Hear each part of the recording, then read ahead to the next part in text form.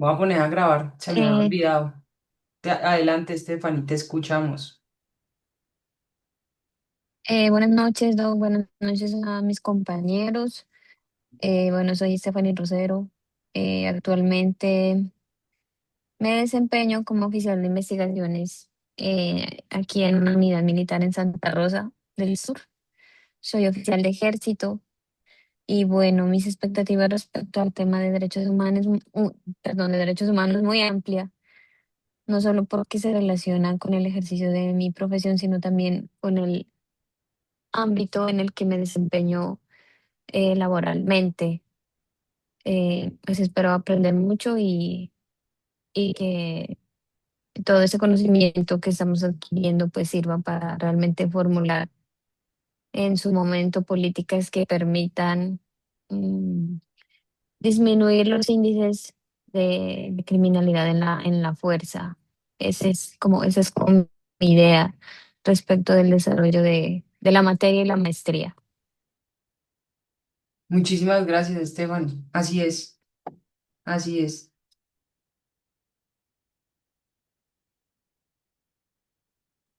Gracias. Esteban, te escuchamos.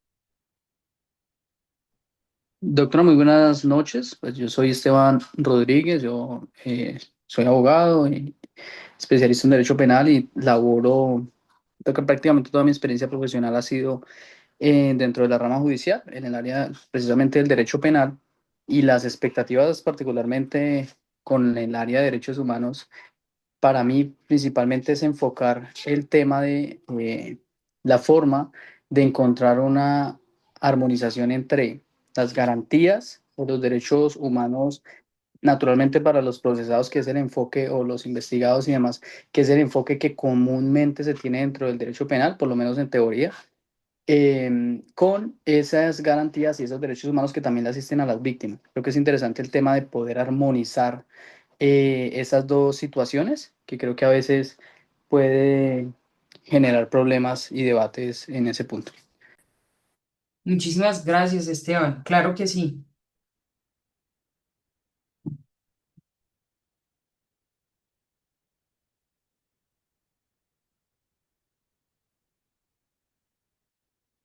¿Alguien más que se quiera presentar?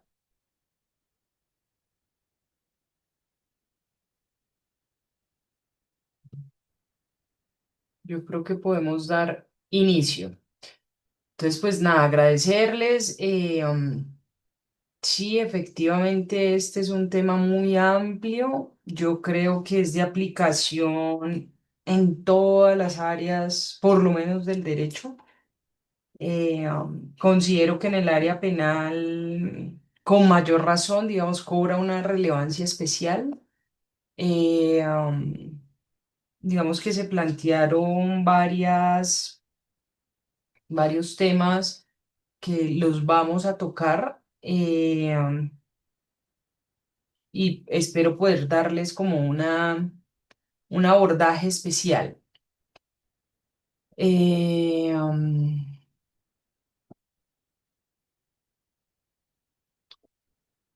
Quiero mostrarles un poco sobre el sílabus para que nos ubiquemos un poquito, digamos, qué es lo que vamos a ver en esta materia.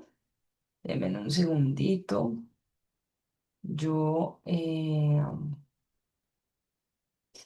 yo les comparto lo que tenemos de sílabus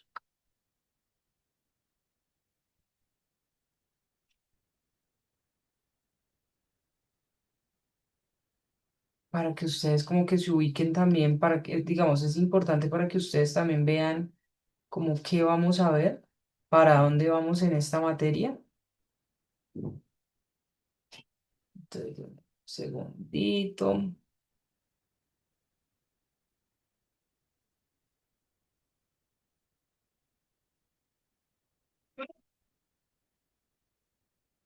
Listo.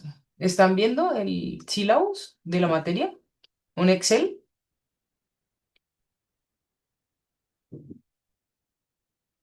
Sí, doctora. Listo, súper. Entonces, digamos que son cuatro componentes. Conocer las causas de la violencia sociopolítica y los conflictos armados y sus efectos en las violaciones de derechos humanos. Conocer los impactos del conflicto armado y la violencia sociopolítica en los derechos de las víctimas. Comprender los alcances de la justicia transicional y su importancia frente a la transformación de contextos de violencia y o guerra y conocer y analizar los mecanismos de justicia transicional en Colombia.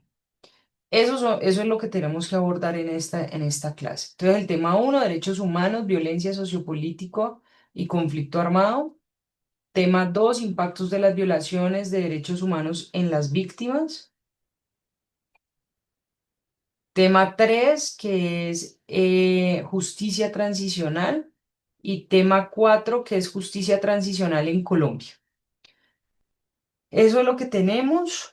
Entonces vamos a dar inicio a esta asignatura. Denme un segundo.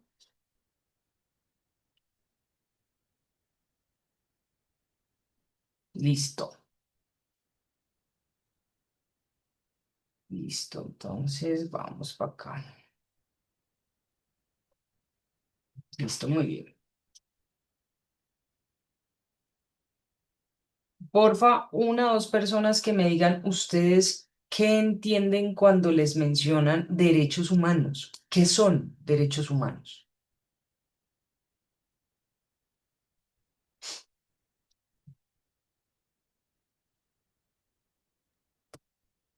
Profe, pues yo lo entiendo como un conjunto de principios, garantías, libertades esenciales que tenemos pues todos los seres humanos por el hecho de serlo, ¿sí? Entonces, sin distinción de factores como nacionalidad, raza, origen, religión, orientación sexual, ¿sí? O cualquier otra característica que pueda generar algún tipo de discriminación. Ok, vamos a empezar con la definición de los conceptos de la materia que tenemos, que es derechos humanos, ciudadanía y paz. ¿Alguien más que nos quiera contar qué entiende por derechos humanos?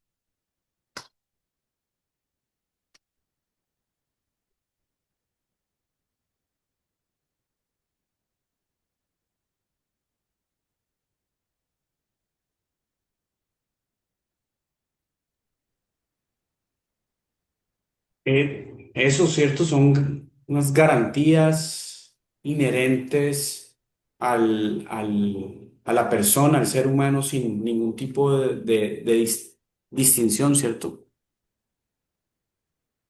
Sí, sí, sí, sí. Ujú.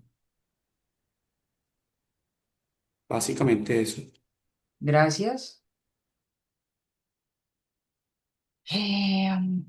Digamos que sí, efectivamente los derechos humanos constituyen un sistema normativo, ético y político. Ustedes se van a dar cuenta que, y esto siempre se dice, digamos, los derechos humanos en la definición amplia es esa, como ustedes la acaban de decir, pues son todos los derechos que le pertenecen a una persona por ser persona. Punto. Sin ninguna otra discusión, digamos, en teoría, esa es la teoría. Pero cuando nos adentramos un poquito en los sistemas normativos, nos damos cuenta que eso, pues no es tan así. Y que no todo el mundo, entendiendo el mundo como el planeta Tierra, funcionamos de la misma manera y por ende nuestros sistemas normativos no reconocen los mismos derechos humanos. Eh, entonces, digamos que es una universalidad condicionada, por decirlo de alguna manera. Eh, um, Esto tiene un tinte, por supuesto, y siempre, digamos, lo mencionábamos desde la clase eh, pasada, y es que esto necesariamente también está atravesado por la política. Pero es un sistema normativo y ético que está creado para limitar el poder, para proteger la dignidad inherente a toda persona y garantizar las condiciones materiales, políticas y simbólicas necesarias para el desarrollo de la vida humana en libertad e igualdad. Digamos que no solo deberían ser declaraciones morales ni simples normas jurídicas, sino instituciones históricas que emergen de luchas sociales y se consolidan como estándares universales de legitimidad del poder político. Cuando analizamos toda la historia de lo que son los derechos humanos, muchos de ellos se empiezan a consolidar en el transcurso de la historia a base de luchas sociales. Se logran conseguir con luchas sociales. Hoy lo estamos viendo en Oriente, hay una lucha social por unos derechos fundamentales de las mujeres, por ejemplo, eh, um, que ya habían conseguido, pero nos retrocedimos un poquito y hoy están volviendo a intentar conseguirlos. En Occidente, en teoría, podríamos funcionar un poco mejor en temas del sistema normativo. Sin embargo, y yo siempre hago este llamado en este punto, y es que los derechos humanos, más allá de la teoría, digamos, existen derechos humanos de acuerdo a la clasificación de personas, digamos. No todos tenemos los mismos derechos humanos. Eh, am, y es paradójico porque, por ejemplo, el tema de la clase social o el tema de ingresos económicos, de recursos, uno pensaría que entonces el que tiene más recursos podría tener más derechos, pero a veces ni siquiera es así. Digamos, yo conozco sentencias de la Corte Constitucional que aplica de forma diferenciada de acuerdo a el estrato social de la persona y su condición de vulnerabilidad, que de principio estaría bien, pero no, pero digamos que tiene unas condicionantes muy difíciles a veces de manejar porque se van constituyendo en unas líneas muy delgadas. Entonces, a veces esa diferenciación en la aplicación de estos derechos, pues terminamos que, por ejemplo, entonces la persona que tiene muy buenos recursos económicos entonces no tiene derechos fundamentales o no tiene algunos derechos fundamentales porque no está en situación de vulnerabilidad. Y ahí es donde uno dice, pero ¿por qué si lo que nos dice la teoría es que los derechos fundamentales los tienen todas las personas per se ser persona? Eh, pero digamos que ahí está como planteada esa discusión. Eh, Sin embargo, cuando los explicamos y en su concepto, ellos son universales, constituyen todo un sistema normativo, están diseñados para limitar el poder. Eh, Normalmente los derechos fundamentales van contra mayoría. Eh, Somos testigos históricos de que las mayorías se equivocan, de que las mayorías siempre van a tender a acabar con las minorías y que es allí donde emerge eh, la importancia, el rol de estos derechos humanos. Lógicamente tiene una dimensión institucional y material que está allí atravesada y que los consolida, pero digamos que esa es una buena definición de qué son los derechos humanos aterrizados a las realidades, ni siquiera Colombia, porque esa es otra gran discusión, sino en general en el mundo, en el planeta Tierra. ¿Qué es ciudadanía? ¿Ustedes qué están entendiendo por ciudadanía? Una o dos personas que me regale cómo concibe el concepto de ciudadanía.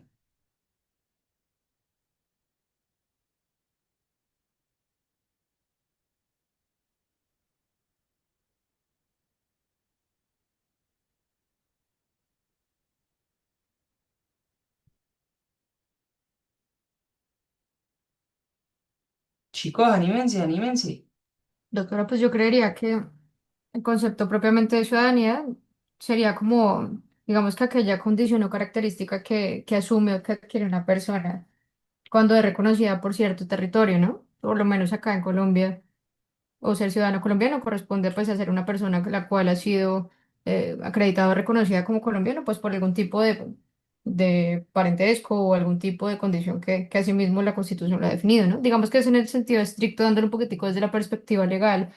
Entonces siento yo que ese concepto de ciudadanía podría ser, como grosso modo, esa condición que se adquiere al momento de una persona pertenecer a un territorio o a una comunidad o generalmente pues a un estado específico o en general.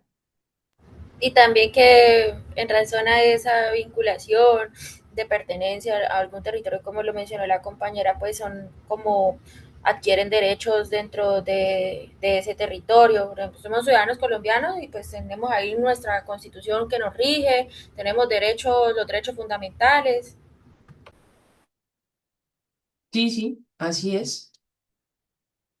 Entonces tenemos que la ciudadanía es la condición política que vincula a las personas con una comunidad organizada, usualmente el Estado, mediante un conjunto de derechos, deberes, identidades, prácticas de participación que determinan quién pertenece, quién decide, quién es protegido. Es simultáneamente, como lo decías, Fabiana, un estatus jurídico, una identidad política y una práctica social. Digamos que esa ciudadanía también nos hace pertenecientes o acreedores de todo un significado cultural, una tradición. Em, y como lo decía Dana, efectivamente, también nos hace merecedores de unos derechos y de unos deberes y de ser parte y tener voz en la participación. Ahí hay un tema súper importante que va muy ligado al tema de la ciudadanía y es la participación en la construcción de ese territorio. Digamos que el ser ciudadano nos habilita para eso.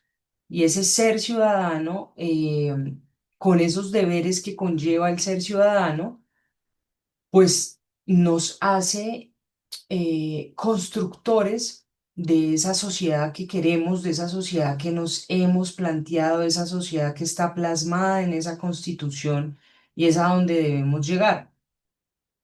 Eh, Porque los no ciudadanos, digamos que no tienen que, lógicamente, respetar un marco normativo, pero no son constructores de ese acuerdo social. Eh, o por lo menos, digamos, no están llamados a ser constructores de ese acuerdo social que contienen nuestras constituciones, por lo menos en esta parte del hemisferio. Adicionalmente, esa ciudadanía, por supuesto que, como ya lo mencionábamos, corresponde a ese estatus legal que nos otorga incluso no necesariamente nacer en el territorio, porque ustedes saben que hay diferentes tipos de ciudadanías, em, y digamos, depende del país que tenga definida esa ciudadanía para obtenerla. Entonces sabemos también que existe la ciudadanía por nacer, la ciudadanía por los padres, pero también la ciudadanía que yo reclamo porque cumplo con la serie de requisitos legales que me pueden hacer merecedora de esa ciudadanía en ese país. La ciudadanía como una pertenencia simbólica, que eso va muy atado a todo lo que tiene que ver con tradiciones, cultura, rasgos identitarios de esa población, que también, digamos, hacen parte de ese conjunto de elementos que definen esa ciudadanía. Esa es la ciudadanía. ¿Qué es la paz? Ustedes, cuando les nombran la palabra paz como concepto, ¿qué concepto tienen de paz? ¿Qué se imaginan que es la paz? Una o dos personas que nos regale esa visión de paz.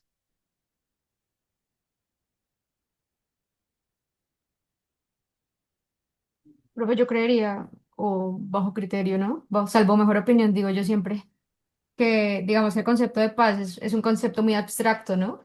Porque yo creo que cada persona en particular puede llegar a tener un concepto de paz totalmente diferente o diversificado. Pero digamos que si lo manejamos bajo un contexto un poquitico más genérico, podríamos entenderlo entonces como, o romántico, ¿no? Romántico, como un estado armónico, ¿no? Un estado armónico, un estado posiblemente de un sentir.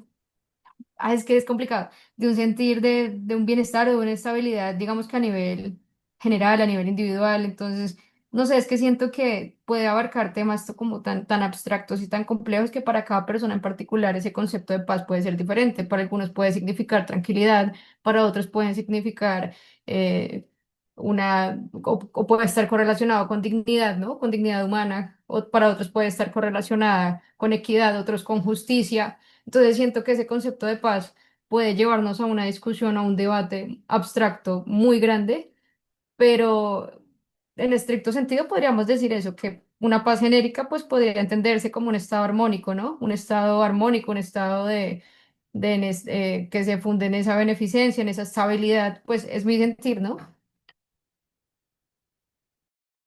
Sí, de acuerdo, Fabiana, de acuerdo. Pero también es un derecho que está en la Constitución. O sea, puede ser, como menciona también la compañera, apoyo todo lo que mencionó la compañera, porque puede ser considerado como un valor, pero también en nuestro ordenamiento es un derecho fundamental. Así es también, Dana. Yo coincido, bueno, buena noche, profesora, con el concepto de las compañeras, pero creo que intentando ser un poco más objetivo, digamos que la paz es el deber ser del Estado. En ese sentido sería como, para hacerlo un poco más estricto el concepto, la paz es la ausencia de conflictos de todo tipo. Ok, ok. ¿Alguien más? Bueno, en mi caso, pues uno cuando hace referencia al término de paz, pues obviamente hacemos también alusión a un anhelo, ya lo habían dicho, individual, colectivo, tanto de como compromiso tanto del ciudadano como del mismo Estado.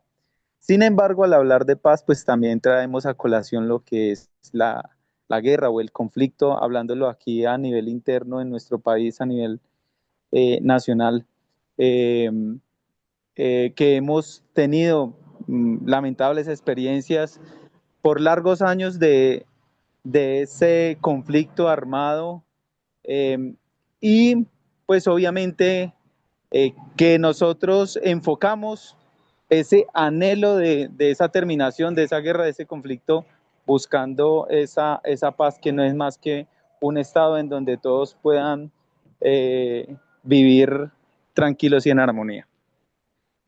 Ok, gracias, Ricardo.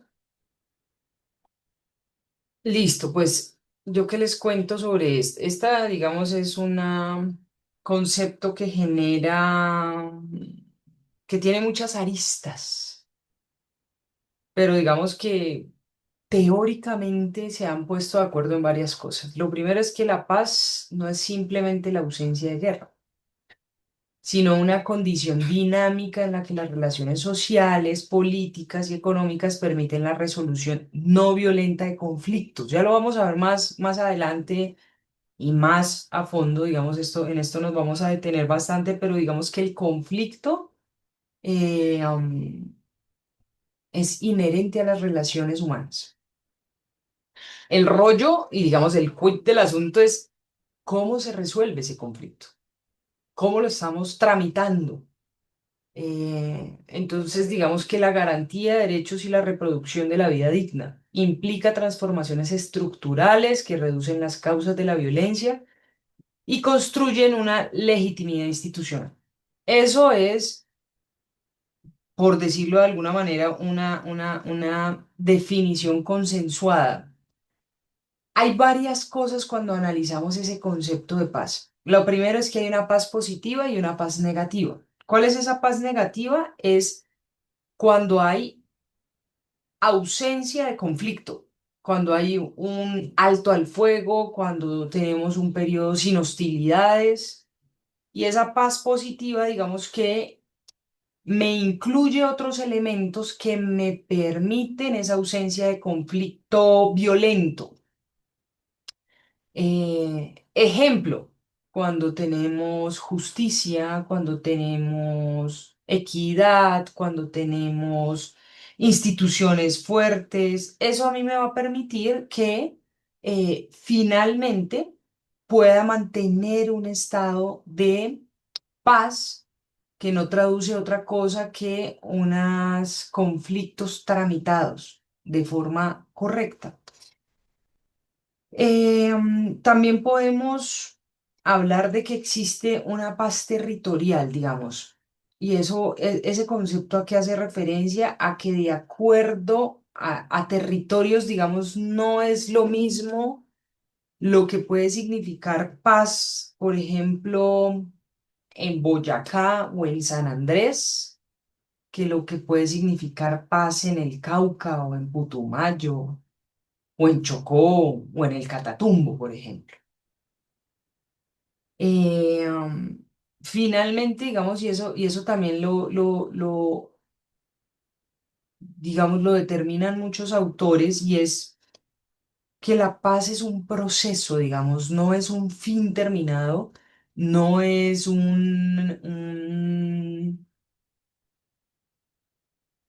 no es como una meta donde uno llega, se para y rompe la banderilla de la meta y gana la carrera, sino que es un proceso en el que deben de transcurrir las sociedades. Si uno ve hoy sociedades modernas donde hay ausencia de guerras, no hay ausencia de conflictos. Es decir, por el contrario, tienen conflictos, hay sindicatos, hay huelgas, hay marchas, ustedes lo pueden observar en todos los países desarrollados.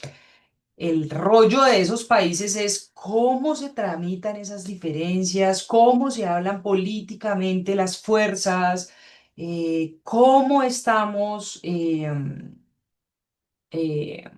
dándole cabida o dándole respuesta a todo lo que significa indignación, a todo lo que no le gusta, al contrario, a todo cómo estamos tratando la posición en ese país.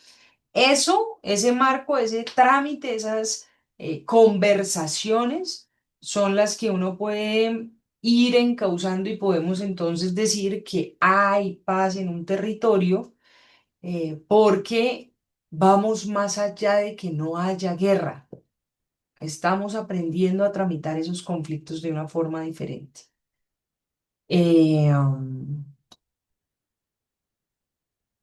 Estamos tramitando las cosas de forma diferente. Eh, y ahora sí, entonces ustedes,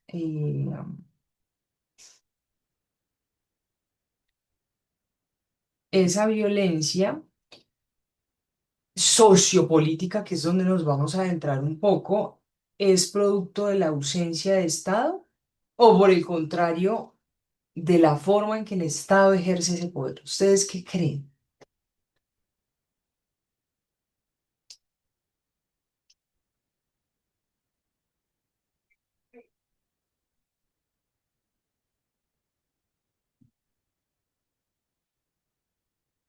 ¿Ustedes creen que hoy, por ejemplo, nuestro... Sí, es Sí, uno de es uno de los tantos factores, ¿cierto? Generador de esa violencia, la ausencia de Estado. En países como Latinoamérica, pues, y otras, en otras latitudes, por supuesto, hay esa gran ausencia de Estado, lo que genera directamente todos los tipos de violencia que podemos encontrar, ¿cierto?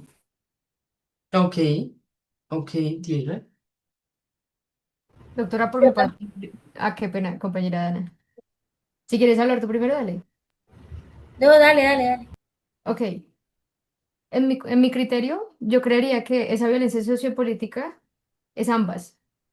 O sea, tiene ingredientes de ambas. ¿Por qué? Porque por lo menos, digamos que esa violencia sociopolítica lo que nos está situando a nosotros es en este fenómeno donde lo social y lo político precisamente utilizan esa fuerza para alcanzar un fin, ¿cierto? O independientemente, por lo menos si hablamos del caso de Estados Unidos utilizó mucho en su momento lo que fue la teoría de la atención, ¿cierto? Que fue que cuando por medio de la violencia lograba o quería o pretendía establecer un control sobre ciertos delitos en el país. Entonces, digamos que ellos lo que generaron en su momento fue que por medio de ese poder que tenían o de control que tenían para extender su poder, es que no sé, su poder frente al poder suena muy redundante, pero no encuentro otra palabra, su facultad de poder. Entonces, digamos que utilizaban estas formas de tensión violentas en muchos casos porque, digamos que fue una época donde precisamente en su momento la policía ya era muy señalada de transgresión a los derechos humanos por las formas en cómo cometían o cómo sometían los arrestos, donde esa violencia era desmesurada para lograr unos fines. ¿Y cuáles eran los fines? Pues como que reducir ciertos delitos, reducir la criminalidad. Entonces, siento yo que puede ser que todavía se aplique como una de las formas en las que el Estado manifiesta su poder o extiende su poder y al mismo tiempo puede ser también un factor importante donde refleje que la ausencia del Estado pues está. Digamos que mientras presta atención a otras partes o pone todo su poder, toda su economía y todas sus prácticas en otra parte, pues esa ausencia que genera en ciertos grupos o en ciertas situaciones, pues también genera que las personas sientan que por sí mismas tienen que acudir, en muchos casos, a factores violentos, pues para obtener sus fines, ya sea, digamos, o hablemoslo desde la perspectiva de los delitos. Hay muchas personas de grupos o de comunidades marginadas en los cuales tienen o sienten o crecen creyendo que tienen que utilizar la violencia para obtener sus fines económicos o una mejor vida, entre otras cosas. Entonces siento yo que estamos en una discusión un poco compleja también donde se presenta este debate entre lo social y lo político, pero cada quien desde la perspectiva de lo que busca, ¿cierto? Ok, Entonces, ese es mi criterio. ok, ok. Gracias. Gracias, Fabiana. Te escucho, Dana, querías participar. Sí, profe, pues yo también, o sea, siento que la relación de la violencia y el Estado pues es bastante ambivalente, como que a la vez la ausencia del Estado pues genera violencia y como ejemplo de ello tenemos aquí en Colombia, no yéndonos como tan lejos, hay una investigación que se llama Colombia País Fragmentado, en donde expone que pues los asentamientos, bueno, asentamientos no, pero sí las comunidades que están como un poco lejos de las zonas urbanas, pues hasta allá no llega el Estado, por decirlo así, no llegan los puestos de salud, que no llegan tampoco incluso las economías monetarias, a veces usan mucho más los trueques. Entonces, pues, de cierta manera hay un abandono, hay un poquito por la llegada o qué tanto, cuál es, por el alcance del Estado y que pues en ese orden de ideas ellos tienen que recurrir a otras actividades. Pero también pues lo que mencionaba la compañera, como que para poder conseguir un orden o pues precisamente tener como algo bastante estructurado socialmente, pues el Estado no puede como obrar de manera pasiva, también tienen que pues de cierta manera pues usar la violencia para que así esto exista, eh, no se desvíe de los fines que ellos mismos están creando, están organizando en las agendas, en las políticas públicas que desean pues usar. Ok, ok. Listo, dejemos esa pregunta ahí para que la mantengamos ahí. Eso nos va a orientar varias cosas. Quiero hacerles un paréntesis, porque ustedes me hacen acordar de una cosa que es chévere y es importante que ustedes la puedan revisar. En Spotify hay un podcast muy chévere que se llama Luz de la Noche. Ese podcast es de relatos de víctimas que recopilaron en la Comisión de la Verdad. A mí me gustaría que ustedes se dieran la oportunidad de escuchar esos podcasts. Puede ser que no todos, pero sí que escuchen de ahí cuando van en el carro, en el bus, en el Transmilenio para X o Y sitio. Cuando uno está en sus desplazamientos, escúchenlo. Escúchenlo que es muy chévere. Listo, cierro el paréntesis. Violencias, digamos que efectivamente, y lo vamos a aprender a distinguir, la violencia sociopolítica tiene unas características diferentes a, a la violencia sola. Digamos que la violencia con ese apellido nos ubica necesariamente en otro plano diferente, por ejemplo, al robo del celular. Eh, am, por supuesto que el robo del celular, cuando es de forma violenta, ejerce violencia, pero esa no es una violencia sociopolítica. Ya lo vamos a ver. Ojo, me interesa mucho que tengamos claridad en varias cosas. Y esto, digamos, se sale un poquito, pero nos va a servir mucho para la materia. La teoría del poder dice que el poder no se tiene, uno no tiene poder. Yo ejerzo poder. ¿Y por qué ejerzo ese poder? Porque lo ve uno todo el tiempo y es que hay gente que tiene el poder, pero como no lo ejerce, pues efectivamente entonces no lo tienes. Yo no sé si me hago entender esta idea, pero se las voy a tratar de hacerles un ejemplo. Un grupo armado, por ejemplo, no tiene el poder efectivamente, por lo menos no se le ha asignado, no lo tiene constituido, no lo tiene legalmente entregado. Sin embargo, ellos ejercen el poder. El poder no se materializa, por decirlo de alguna manera, sino hasta cuando lo ejerces. Eh, am, y ese concepto va a ser muy importante para todo lo que tiene que ver con conflicto armado, porque vamos a ver que la gran mayoría de veces, aunque los actores del conflicto armado, digamos, y las grandes violaciones de derechos humanos provienen de grupos armados, ya vamos a ver que hay otros actores que también hacen violación a derechos humanos. Y así digamos que se ha evidenciado y así está, digamos, en varias sentencias porque han pasado ya toda su etapa de juicio. Tenemos una violencia por debilidad estatal y tenemos una violencia por desigualdad estructural, tenemos violencia como estrategia racional de actores políticos. Aquí abro un pequeño paréntesis solo como para mencionarlos, para que se lo vayan pensando, digamos. eh,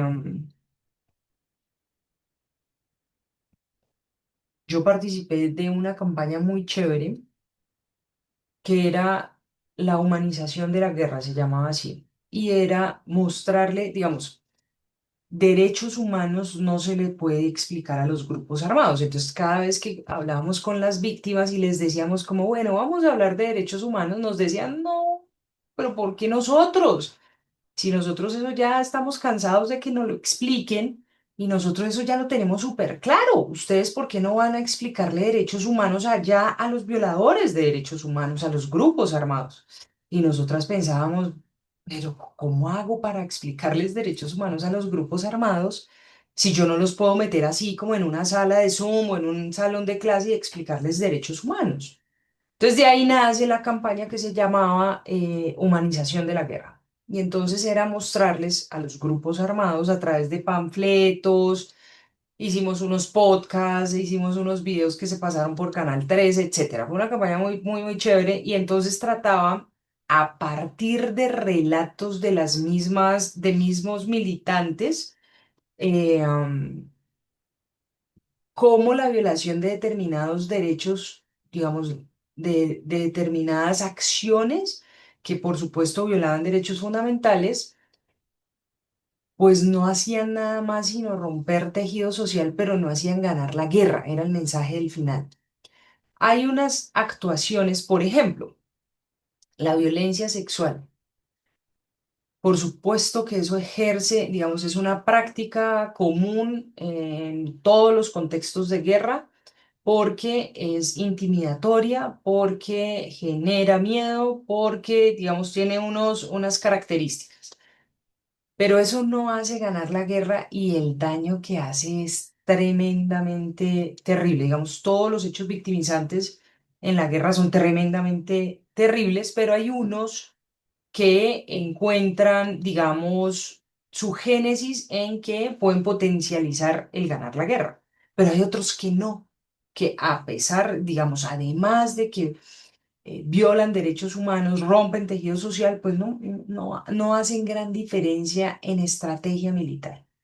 Otro, por ejemplo, es el tema de desaparición forzada. Eh, si la persona ya está fallecida, pues no la desaparezca. Déjela para que sus familiares la puedan encontrar y no pasen 40 años buscando los restos de su ser querido y con la incertidumbre si vive o no vive. Y así teníamos como una selección de varios hechos victimizantes que, digamos, desaparecer un cuerpo o no desaparecerlo, pues no te da una ventaja militar que te haga, que te permita ganar la guerra, pero por el contrario sí genera una ruptura en el tejido social y en el tejido familiar tremenda.